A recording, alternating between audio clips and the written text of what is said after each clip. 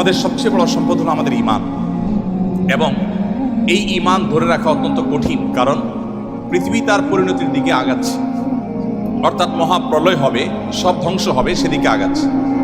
প্রিয় নবী সাল্লাল্লাহু আলাইহি সাল্লাম পৃথিবী ধ্বংস হবে বা সৃষ্টি জগৎ ধ্বংস হবে, নট অনলি পৃথিবী, এই নবমণ্ডল ভূমণ্ডল সব ধ্বংস হয়ে সব শেষ হয়ে যাবে, কোনোটি আর নিজ অবস্থানে থাকবে না, এ সম্পর্কে গোটা কোরআন জুড়ে আল্লাহ তাআলা আলোকপাত করেছেন।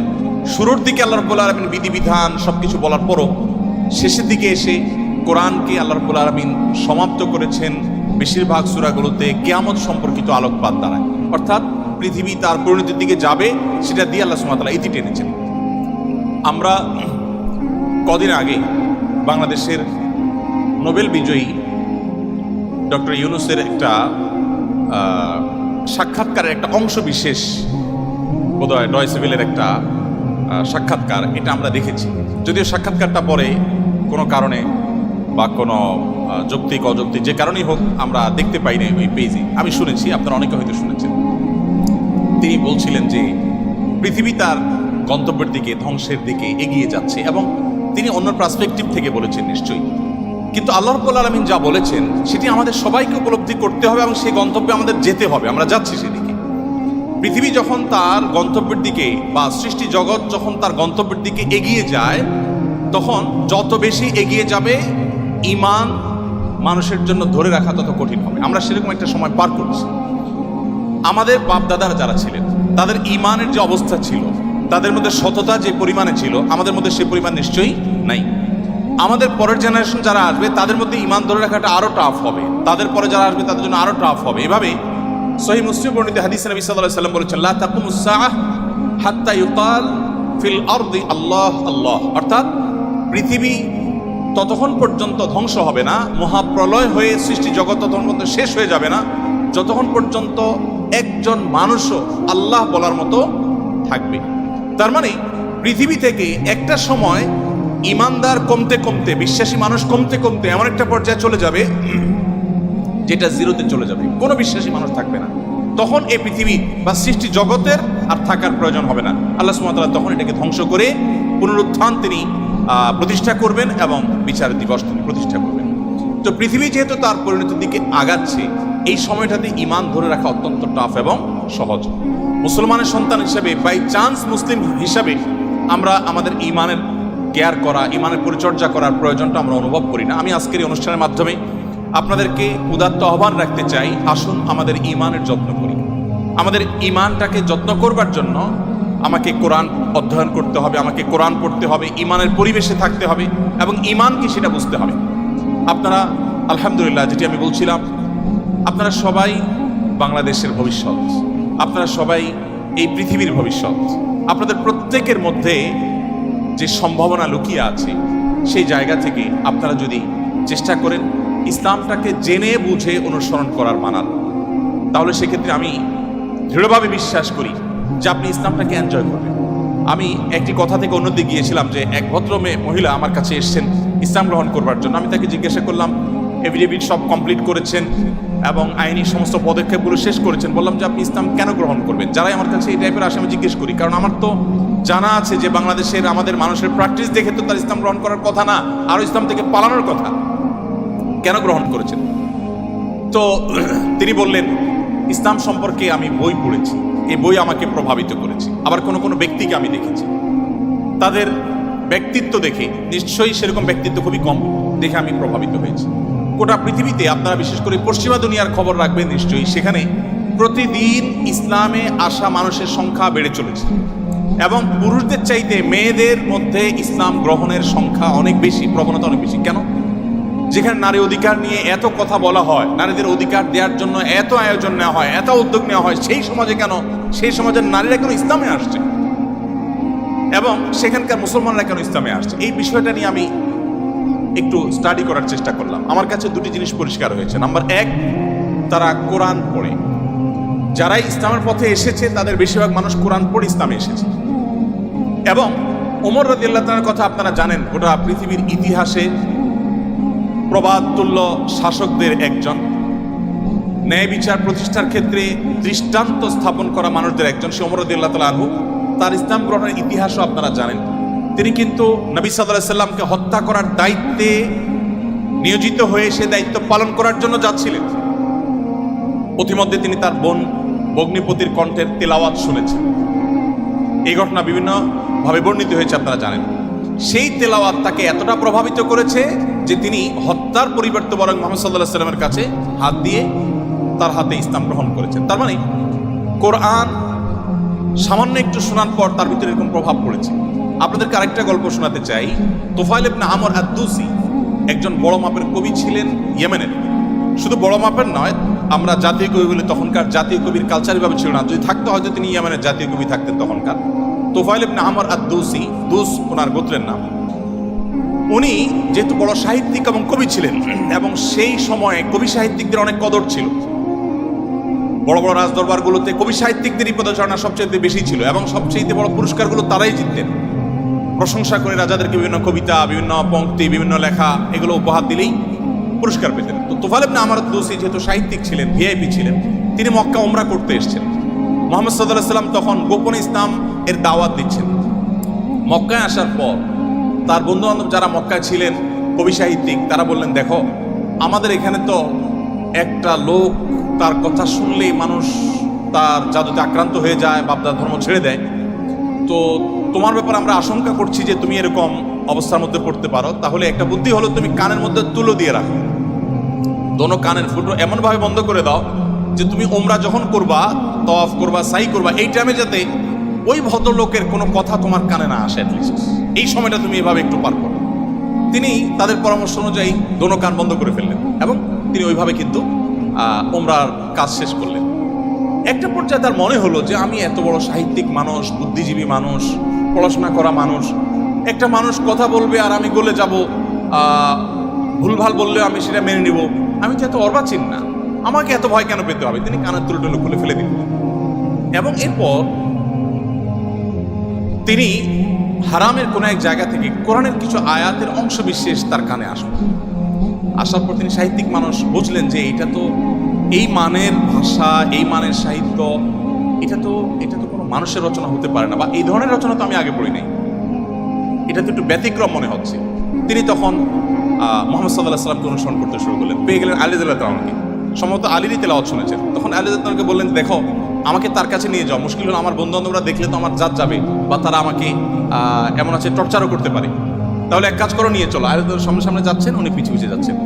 যে পরে তিনি ইসলাম গ্রহণ করলেন, এবং তিনি অনেক টর্চারের মুখোমুখি হলেন। তার মাধ্যমে ইয়েমেন ইসলাম ঢুকে প্রথম ব্যক্তি ইয়েমেন থেকে ইসলাম গ্রহণ করা। আমি আপনাকে 50টা ঘটনা শোনাতে পারবো যে মানুষগুলো ইসলাম গ্রহণ করেছেন শুধুমাত্র কোরআন স্টাডি করে, কোরআন পড়ে। আমি আপনাদেরকে আজকে আহ্বান করে যেতে চাই, বাই চান্স মুসলমান আমরা যারা আছি, আমরা একটু ইসলামটাকে বোঝার চেষ্টা করি, আমরা ইসলামটা একটু জানার চেষ্টা করি। আমরা অনেকে মনে করি কোরআন হাদিস এগুলো হুজুরদের সাবজেক্ট, এগুলো শুধু ওনারা পড়বেন, আমরা শুধুমাত্র হুজুরদের মুখের দিকে তাকিয়ে থাকবো আর শুনবো। আপনি সেই ধর্মের অনুসারী, যে ধর্মের প্রথম নির্দেশ কিন্তু নামাজ পড়া নয়, যে ধর্মের প্রথম নির্দেশ কিন্তু রোজা রাখা নয়, যে ধর্মের প্রথম নির্দেশ হলো ইকরা, তুমি পড়ো। আপনি সেই ধর্মের মানুষ, যেই ধর্মে আপনাকে জ্ঞান ভিত্তিক দ্বীন আপনাকে গ্রহণ করতে বলা হয়েছে। আল্লাহ সুবহানাহু ওয়া তাআলা কোরআনে বলেছেন, ফাআলাম আন্নাহু লা ইলাহা ইল্লা। ইমাম বুখারী রাহমাতুল্লাহ আলাইহি কোরআনের পর সবচেয়ে বড় বিশুদ্ধতম আপনার ব্যাখ্যা গ্রন্থ, সেখানে আল্লাহ রাব্বুল আলামিন যে কোরআনে আয়াতে বলেছেন, এর আলোকে ইমাম বুখারী রাহমাতুল্লাহ একটা অধ্যায় রচনা করেছেন। আপনারা জেনারেল ব্যাকগ্রাউন্ডের মানুষ, আপনাদেরকে আমি কিছু এমন তথ্য দিতে চাই যেগুলো হয়তো আপনাদের জানা নেই, এবং সেটা এই জন্য দিতে চাই যে মুসলমানদের জ্ঞান বিজ্ঞানের চর্চা কোন লেভেলে ছিল, বিজ্ঞান তো বটে, সাধারণ জ্ঞানের চর্চাও কোন লেভেলে ছিল। ইমাম বুখারী রাহমাতুল্লাহর যে বুখারী শরীফের কথা আপনারা শুনেন, এই বুখারী শরীফ এটার যে শুধু ইয়েগুলো আছে, টাইটেলগুলো আছে, অধ্যায় এবং পরিচ্ছদের যে শিরোনামগুলো আছে, শুধু এই শিরোনামগুলোর ব্যাখ্যায় ভারতবর্ষের লেখক আছে, সারা ওয়ার্ল্ডের অন্যান্যগুলো বাদই দিলাম। শাইখুল হাদিস জাকারিয়া রাহমাতুল্লাহ আলাইহি ভারতের সাহারানপুরের উত্তরপ্রদেশের, তার লেখা আত-তারাজুম ওয়াল আবওয়াব আছে। আপনার এই টেবিলের এই মাথা থেকে মাথা পর্যন্ত হয়ে যাবে সবগুলো ভলিউম রাখলে।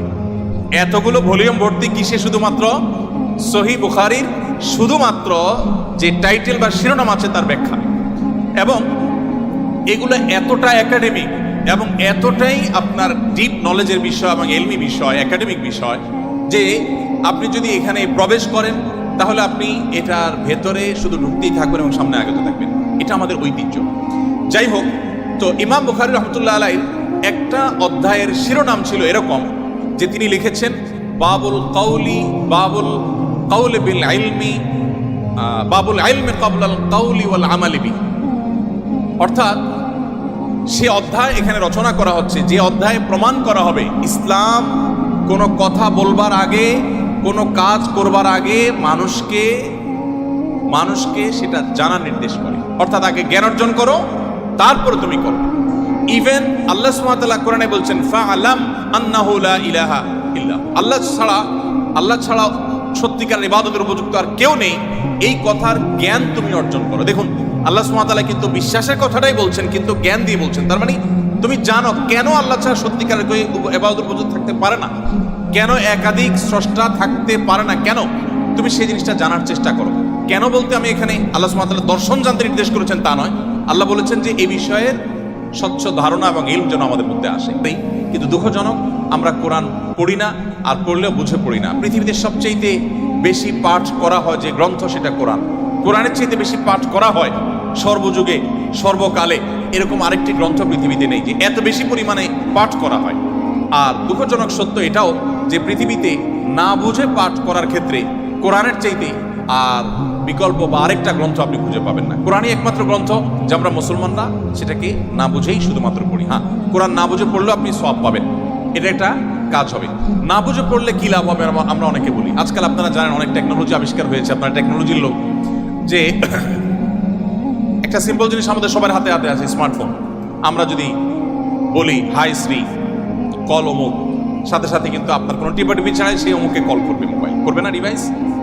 এখন তো আপনার আপনি কোনো রুমে বসে বলছেন যে গরম লাগছে, এসিটা অন হয়ে যাবে। আপনি জাস্ট বললেন, নির্দিষ্ট শব্দ উচ্চারণ করলেন যে আপনার কাছে গরম লাগছে, এসিটা অন হয়ে যাবে। আপনি বললেন যে না এখন শীত লাগছে, তো এসিটা কমে যাবে, বন্ধ হয়ে যাবে। টেকনোলজি এই পর্যন্ত চলে গেছে, যা আপনি বলছেন সেটা সে ক্যাচ করছে এবং সেই অনুযায়ী কাজ করছে। তো এই যদি টেকনোলজির কারামতি হয়, তাহলে কোরআন আপনি পাঠ করছেন, এমনকি এমনও হতে পারে কোনো মানুষ কিছু নির্দিষ্ট ওয়ার্ড উচ্চারণ করছে, সেটা মিনিং বুঝে না, কিন্তু ওই ডিভাইস তার মিনিং বা ওই যন্ত্র তার মিনিংটা বুঝে এবং সেটা সে ক্যাচ করে কাজও করে ফেলেছে। সে কিন্তু যা বলেছে নিজেও বুঝে নেই, তারপরও কাজ করেছে। কোরআন তেলাওয়াত করে ফু দিলে অনেক অসুখ, অনেক দুঃখ, অনেক কষ্ট, মানুষের শারীরিক অনেক কষ্ট লাঘব হয়। কিভাবে হয়? আপনি যদি এটা নিয়ে বৈজ্ঞানিক গবেষণা নামেন তো আপনি কোনো সূত্র হয়তো খুঁজে পাবেন না, কিন্তু আপনাকে আমি যে পয়েন্টটা বললাম এই পয়েন্ট থেকে যদি আপনি আগান, আপনি দেখবেন যে এরকম বহু লজিক আপনার সামনে হাজির হয়ে গেছে। যাই হোক, তো আমি যেটা বলছিলাম যে কোরআন আপনি না বুঝে পড়লে সওয়াব পাবেন, কিন্তু এই জন্য কোরআন আসেনি। আল্লাহ সুবহানাহু ওয়া তাআলা কোরআনে বিভিন্ন জায়গায় বলেছেন লিয়াদাব্বারু আয়াতি, এই কোরআন দেয়া হয়েছে তোমাদেরকে যাতে এর আয়াতগুলো নিয়ে তোমরা গবেষণা করো, তোমরা যাতে ভাবো, তোমরা যাতে চিন্তা করো, তোমরা যাতে ভাবনার জগতে প্রবেশ করো। তো এই কোরআন ভাবনা বা গবেষণা তো অনেক পরের কথা, এর কথামালা তো আমাকে আগে বুঝতে হবে। আমি আজকে অনুষ্ঠানের মাধ্যমে আপনাদের সবাই ক্ষুধার্ত আহ্বান রাখতে চাই, আসুন কোরআন শুরু থেকে শেষ পর্যন্ত একবার অন্তত পুরো কোরআনটা আপনি ধীরে ধীরে অল্প অল্প করে 5টি আয়াত করে 10টি আয়াত করে আপনি পড়ুন এবং বোঝার চেষ্টা করুন। কোন একজন সাহাবী বলেছেন শুধু সূরা বাকারা পড়তে তার কয়েক বছর লেগেছে। আমরা তো 2-3 দিনে কোরআন খতম দিয়ে ফেলতে পারি, তাই না? তার শুধু সূরা বাকারা পড়তে টানা কয়েক বছর সময় লেগেছে। কি করেছেন তিনি? প্রতিটা আয়াত পড়েছেন, এ সম্পর্কে জেনেছেন, ভেবেছেন, এখান থেকে তার নেয়ার কি আছে সেটা নিয়েছেন, নিজের মতো ইমপ্লিমেন্ট করেছেন, দেন তিনি সামনে অগ্রসর হয়েছেন। এভাবে এগোতে গিয়ে তার একটা সূরা শেষ করতে কয়েক বছর সময় লেগে গেছে। কোথায় আমাদের কোরআন অধ্যয়ন? আমি আপনাদেরকে বলেছি, এখনো পৃথিবীতে যারা ইসলামে আসছে, পশ্চিমা পৃথিবী বলুন, আমাদের এই অঞ্চলে বলুন, তাদের নিয়ে আমার যে সামান্য পড়াশোনা বা ঘাটাঘাটি আছে সেটার আলোকে আমি নিশ্চিত হয়েছি অনেকখানি যে তারা বেশিরভাগ মানুষ আমাদেরকে দেখে তো আসার প্রশ্নই ওঠে না, কারণ আমাদের মুসলমানদের মধ্যে এমন কিছু নেই যেটা দেখে সে ইসলামে আসবে, ম্যাক্সিমাম মুসলমানদের অবস্থা। কিন্তু তারা ইসলামে এসেছে কোরআন পড়ার পর। ফ্রান্সের একজন পলিটিশিয়ান, তিনি কট্টর ইসলাম এবং মুসলমানদের সমালোচক ছিলেন এবং বিদ্বেষ পোষণ করতেন রীতিমতো। আমি একসময় আমার ফেসবুক প্রোফাইলে তাকে নিয়ে অনেক লেখালেখিও করেছি। বেশ কিছুদিন আগে আমার অফিসে এক ভদ্রলোক আসেন, রিটায়ার্ড আর্মি অফিসার, আমাকে প্রসঙ্গত বললেন যে এরকম এক ভদ্রলোক ফ্রান্সে ছিলেন, এই নাম তার, তিনি ইসলাম গ্রহণ করেছেন এবং তিনি একটা বিষয়ে অ্যাডভাইস করেছেন। আমি একটু কৌতূহল হয়ে দেখলাম, আমার এর আগে জানা ছিল না, ভিডিওটা ভালো করে দেখলাম ইউটিউবে, দেখলাম যে সেই ভদ্রলোক যিনি ইসলাম এবং মুসলমানদের কট্টর সমালোচক ছিলেন, তিনি একটা সময় ইসলাম গ্রহণ করেছেন। আমি জিজ্ঞেস করলাম যে তিনি ইসলামে আসছেন কি কারণে, তো তার বক্তব্যই শুনলাম, তিনি বলছেন যে আমি ইসলাম এবং মুসলমানদের ত্রুটি ধরার জন্য আমি কোরআন পড়া শুরু করলাম। কোরআন পড়তে পড়তে পড়তে আমি যতই এর ভেতরে প্রবেশ করলাম ততই আমি কোরআনের কাছে সারেন্ডার করতে বাধ্য হলাম, আমি কোরআনের কাছে নিজেকে সমর্পণ করতে বাধ্য হলাম। তো আলহামদুলিল্লাহ তিনি যেভাবে ইসলাম গ্রহণ করেছেন এবং আলোকিত হয়েছেন কোরআন দ্বারায়, আমার বিশ্বাস আমরা যদি অ্যাজ এ মুসলিম আমরা পড়াশোনা করি মুসলিম হই, আমরা বুঝে শুনে মুসলিম হই, আমাদের ইসলাম গ্রহণটা যদি বাই চান্স না হয়ে বাই চয়েস হয়, অর্থাৎ আমরা জেনে শুনে মুসলমান হই, তাহলে সেটা আমাদেরকে অনেক বেশি উপকার দিবে। আপনারা অনেকে জানেন কবরে বা আপনার আলমে বারজাক, কবর না বলে বলতে পারি আমরা আলমে বারজাক, মৃত্যুর পরবর্তী যে জগৎ, সেখানে মানুষের দেহাবশের যেখানে যে অবস্থায় থাকে সেখানে কিছু প্রশ্ন হবে। এই প্রশ্নের মধ্যে শেষ সবগুলো প্রশ্ন থাকবে মা আলামাকা ও মা আদরাকা, তুমি কোত্থেকে জানলে, কিভাবে জানলে। তার মানে ইসলাম চায় আমি যা জানবো ইসলামের কথা সেটাও জ্ঞানভিত্তিক জানবো এবং গ্রন্থভিত্তিক জানবো, জেনে শুনে আমি বিশ্বাস করবো। আল্লাহ আমাদেরকে সেই তৌফিক দান করুন। তাহলে আমার প্রথম আহ্বান হলো আপনারা কোরআন পড়বেন, বুঝে পড়ার চেষ্টা করবেন, পুরোটা একবার পড়ে শেষ করার চেষ্টা করবেন। দ্বিতীয়, আপনাদের প্রতি আমার উদাত্ত আহ্বান হলো আপনারা কোরআনের পাশাপাশি আপনার জীবনে একটি বারের জন্য হলেও সিরাত গ্রন্থ পড়বেন। নবী সাল্লাল্লাহু আলাইহি ওয়াসাল্লামের পুরো জীবনীটা একবার পড়বেন এবং সম্ভব হলে একাধিক সিরা গ্রন্থ আপনি পড়বেন। আমি দেখেছি যারা এখনও গোটা পৃথিবীতে ইসলামে আসেন অন্য ধর্ম থেকে, তাদের বেশিরভাগ কোরআন পড়ে, আর বাকিরা প্রিয় নবী সাল্লাল্লাহু আলাইহি ওয়াসাল্লামের সিরাত বা জীবন ইতিহাসটা নির্মোহভাবে পড়ে শেষ করলে তিনি তার কাছে সারেন্ডার করতে বাধ্য হন। মুসলমানের সন্তান হিসাবে আমাদের জন্য এটা খুবই গুরুত্বপূর্ণ যে আমরা একটি সিরাত গ্রন্থ হলে অন্তত পড়ার চেষ্টা করবো ইনশাআল্লাহ। তৃতীয়ত, আপনাদের প্রতি আমার আহ্বান থাকবে যে আপনারা বয়সে, আমি শিক্ষার্থীদেরকে বলছি যে আপনারা বয়সে সবাই তরুণ, মনে রাখবেন আমাদের চরিত্রকে, আমাদের সম্ভ্রমকে হেফাজত করা, এটাকে সংরক্ষণ করা, এটা আমাদের জন্য অনেক বড় একটা চ্যালেঞ্জিং বিষয় এবং এটি আমাদেরকে করতেই হবে। আপনার চরিত্র যদি আপনি নষ্ট করে ফেলেন, আপনার ক্যারেক্টার যদি আপনি শেষ করে ফেলেন, আরও পরিষ্কার করে বললে আপনি যদি বিবাহ বহির্ভূত, অবৈধ এবং অনৈতিক সম্পর্কে আপনি জড়ান, হারাম রিলেশনে আপনি জড়ান, আপনি আর যা হোক আপনি ভালো মুসলমান হওয়ার সুযোগ আপনার জন্য খোলা নেই। কারণ ভালো মুসলমান হওয়ার জন্য নিজেকে নিয়ন্ত্রণ করা শিখতে হয়। দেখুন, আপনি দেখবেন ইসলাম সব জায়গায় শুধু ব্রেক দিতে শিখিয়েছে, ব্রেক, এটা হারাম, এটা করা যাবে না, ওদিকে যাওয়া যাবে না, তার মানে নিয়ন্ত্রণ করা। কারণ মানুষের জন্য যা ক্ষতিকর তা থেকে মানুষকে বাঁচাবার জন্য ইসলাম এই আদেশ নিষেধগুলো দিয়েছে। আপনি বয়সে তরুণ, আপনি যদি নিজেকে কোন একটা লোভ থেকে নিয়ন্ত্রণ করতে না শিখেন, নিজেকে আপনি কন্ট্রোল করা না শিখেন, আপনি কিভাবে সমাজ পরিবর্তন করবেন? আপনি কিভাবে দেশকে, এই পৃথিবীকে আলোকিত করবেন? আপনার দ্বারা কিভাবে আপনার অনেক অসৎ চাহিদা থাকতে পারে, আপনার জীবনে অনেক লোভ, অনেক আকাঙ্ক্ষা আপনার সামনে হাজির হতে পারে, যেটা পূরণ করা আপনার জন্য বিধেয় নয়, অবৈধ। সেগুলো আপনি কিভাবে সেগুলো থেকে আপনি বেঁচে থাকবেন, নিজেকে কিভাবে নিয়ন্ত্রণ করবেন, এটার এক্সারসাইজটা আপনাকে আপনার তরুণ বয়স থেকে করতে হবে। আল্লাহ রাব্বুল আলামিন একটা নির্দিষ্ট সময় পর্যন্ত আমাদেরকে অপেক্ষা করতে বলেছেন, একটা বৈধ এবং হালাল সম্পর্কের জন্য অপেক্ষা করেছেন। দেখুন, পৃথিবীর যে সমস্ত দেশে এই রিলেশনগুলোর কোনো বিধিনিষেধ রাখা হয়নি, তারা খুব একটা ভালো নেই, তাদের দাম্পত্য জীবনে তারা খুব একটা সুখী নয়। আমরা ভারত উপমহাদেশের মানুষ, আমাদের অনেক কিছুই নেই, আমরা জ্ঞানে বিজ্ঞানে পিছিয়ে, আমরা অনেক ক্ষেত্রে পিছিয়ে, কিছু কিছু ক্ষেত্রে আমরা তাদের চাইতে অনেক বেশি এগিয়ে আছি। তো আমাদের একটা দিক হলো এটি যে আমাদের পরিবারগুলো যত স্ট্রং, আমাদের পরিবারের সম্পর্কগুলো যত মজবুত, আমাদের মধ্যে ভাই ভাই সম্পর্কটা যতটা এখনো ভালো আছে, এই অধপতনের এই সময়ও আমাদের মধ্যে সন্তানের সাথে বাবা মায়ের বোঝাপড়াটা যত ভালো আছে, আমাদের পারস্পরিক সম্পর্কগুলো, স্বামী স্ত্রীর মধ্যকার সম্পর্কগুলো যত ভালো আছে, এগুলো পশ্চিমা দুনিয়ার মানুষরা কল্পনাও করতে পারে না। আপনারা আমার চেয়ে নিশ্চয়ই ভালো জানবেন, তারা এগুলো কল্পনাও করতে পারে না। আমাদের এই ভালো দিকগুলো আমাদেরকে ধরে রাখতে হবে। আমরা পশ্চিমা দুনিয়া থেকে জ্ঞান বিজ্ঞান এবং যেগুলো নেওয়ার সেগুলো যেমন গ্রহণ করব, তাদের যে সমস্ত ত্রুটির কারণে তারা সাফার করছে সেগুলোর ব্যাপারে আমাদেরকে সতর্ক থাকতে হবে এবং সেক্ষেত্রে ইসলামের নির্দেশনা মানার কোনো বিকল্প নেই। আপনি আপনার তারুণ্যকে নষ্ট করবেন অন্যায়, অনাচারে, স্বেচ্ছাচারিতায়, অবৈধ কাজে, হারাম কাজে, আপনি নিশ্চিত থাকুন যে এর জন্য আপনাকে দুনিয়াতে মূল্য দিতে হবে। আপনি দাম্পত্যের জীবনে আপনার এটার জন্য সাফার করতে হবে, আখিরাত তো পরে আছে। এজন্য আপনার নিজের প্রয়োজনে নিজেকে নিয়ন্ত্রণ করতে শিখুন এবং কন্ট্রোল করতে শিখুন। আমরা বান্দার হকের কথা বলেছি, মানুষের অধিকারের কথা বলেছি, সেটির অংশ হিসাবে আপনাকে এটি করতে হবে।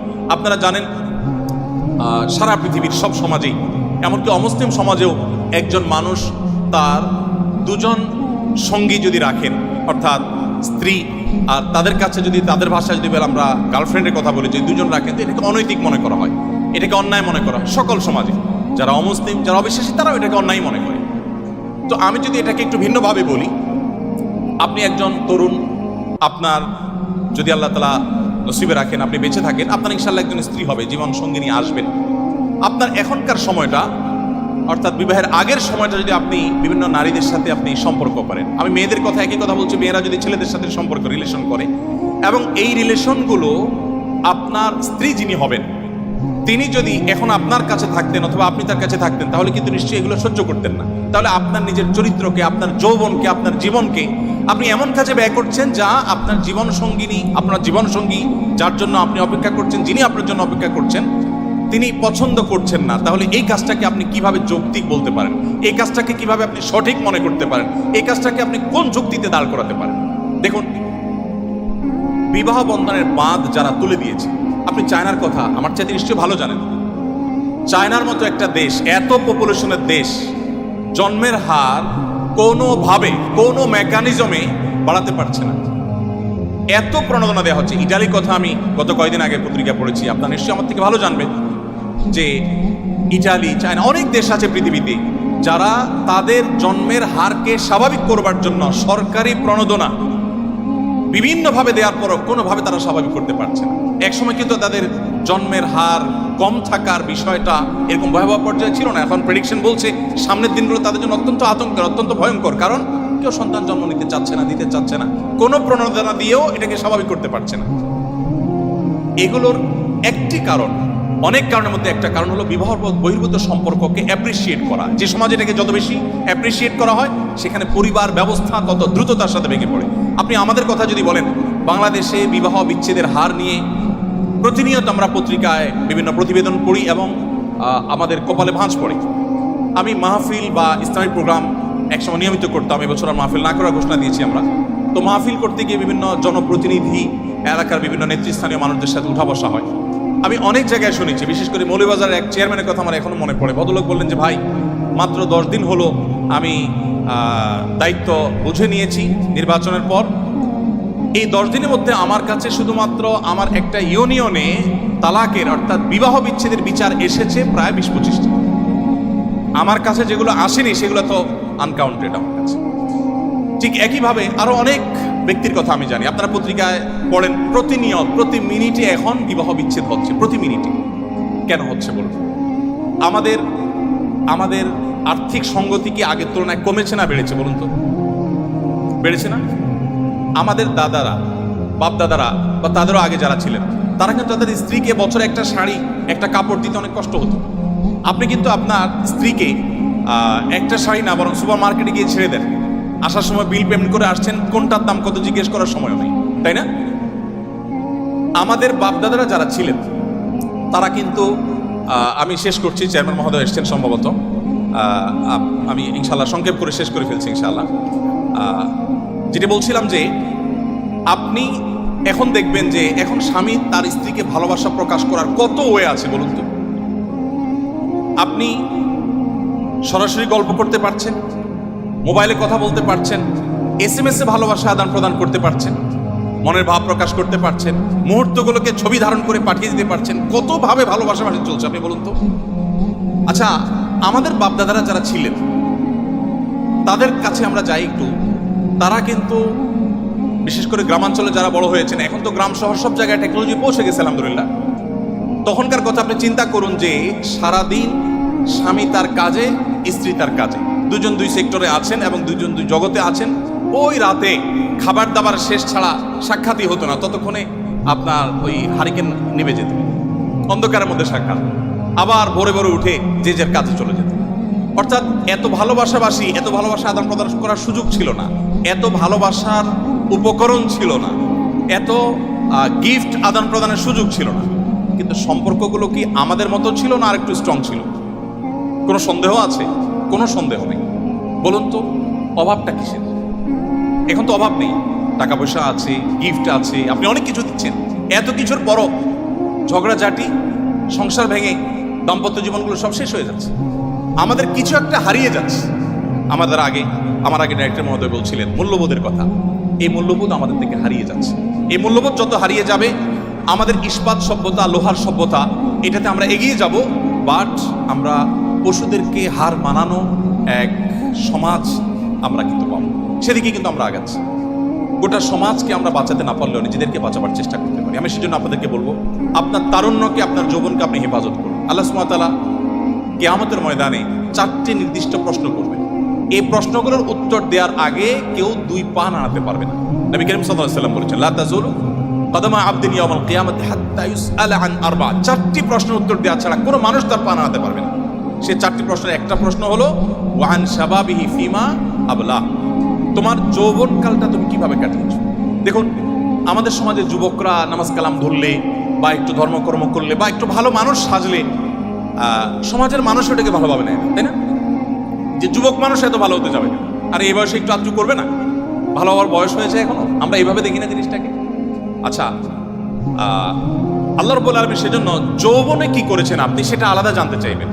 আপনি দেখবেন অনেক মানুষ আছেন যৌবন বয়সে সমস্ত অপকর্ম করে বৃদ্ধ বয়সে তিনি হাজী সাহেব, গাজী সাহেব, দাড়ি রেখে বিরাট ভালো মানুষ সেজে গেছেন। আছেন আমাদের সমাজে। বরং ধারণাটাই এমনভাবে বদ্ধমূল হয়ে গেছে যে যা খুশি তা করো, একটা বয়সে এসে ফেরেশতা সেজে যাও, সময় তো উপস্থিতি। এটি কোনো জীবন নয়, এটা কোনো আদর্শ নয়। আমাদেরকে আমাদের তরুণ সময়টাকে, তরুণ বয়সটাকে, আমাদের তারুণ্যকে আল্লাহর ইবাদতে, আল্লাহর দাসত্বে, আল্লাহর গোলামিতে কাটানোর চেষ্টা করতে হবে এবং আমাদেরকে নীতি এবং নৈতিকতা এবং মূল্যবোধ ধরে রাখার চেষ্টা করতে হবে। বলছিলাম ইসলামের কথা। ইসলাম দেখবেন সব জায়গায় আপনাকে কন্ট্রোল করতে শেখায়, সব জায়গায় আপনাকে নিয়ন্ত্রণ করতে শেখায়। ত্যাগ আগে, ভোগ পরে। যত উৎসব আছে, আপনি ইংরেজি নববর্ষ বলুন, এটি একটা উৎসব। এরকম যত উৎসব উদযাপন আছে সবগুলোতে দেখবেন শুধু ভোগের কথা বলা আছে, অনলি ভোগ। আপনি 31st নাইট উপলক্ষে যত আনুষ্ঠানিকতা সারা ওয়ার্ল্ডে হয়, ভোগ ছাড়া সেখানে ত্যাগের কোনো অপশন কি আছে? কোনো অপশন নেই।